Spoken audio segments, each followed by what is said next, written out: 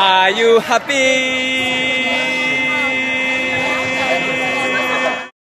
Woohoo!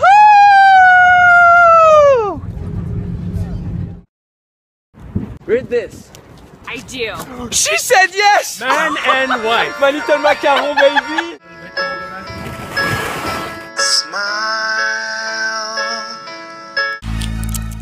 My name is Jerome Jarre. I'm a French, but I live in New York right now. I left France 4 years ago, dropped out my business school to move in China by myself, took some big risks, and after a few startup failure, now I've got a company I'm happy with, which is an agency that connects influencers from social media platforms like Vine, Instagram, and Snapchat to brands. So brands get to pay those internet influencers for their content. So I've got 6 million people following me on Vine. I also have, of course, a following on other social media, but Vine is this is a platform that created me and is my passion. I love creating 6-second videos. But on the more long run, I like to shake things up, and I would like to create some changes in society. And so those videos are kind of an introduction.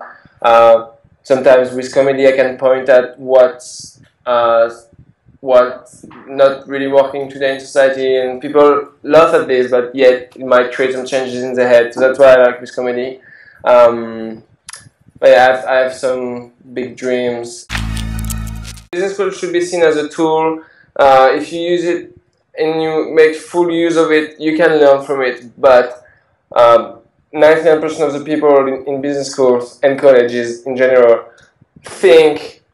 are waiting to be fed with information, and just think by staying 5 years at this location they're gonna grow out of it. But it's all personal work and personal journey, and people go to the business school, they forget to use it to grow themselves. So I was one of them. I was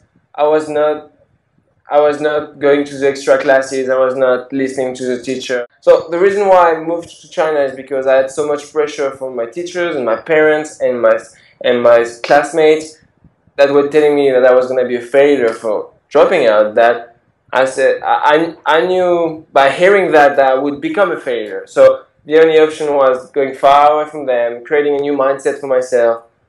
I was starting from the bottom, but not having a diploma was not going to be any obstacle. I just had to learn everything myself. So in China, I learned English, I learned Chinese, all by speaking to people in the street or to my roommates or by reading books. And what's funny is the book that I used to learn English was called Crush It by Gary Vaynerchuk, and now he's my business partner. So it's very random how I needed a book to learn English. I needed an audio book that I was gonna listen every day. And my Canadian roommate in China said, "Sorry, I only have this thing. It's very entrepreneurial, but I think you're gonna like it." I was not an entrepreneur at all, but this book totally inspired me because I had to listen to it every day. I was trying to remember the words so I could use it to speak English. And I really fell in love with Gary V's passion, and how the most important message in this book is that you can start a business out of anything, and that some people, like, if you want to disrupt the candles industry, you might be able to do it and make billions out of it.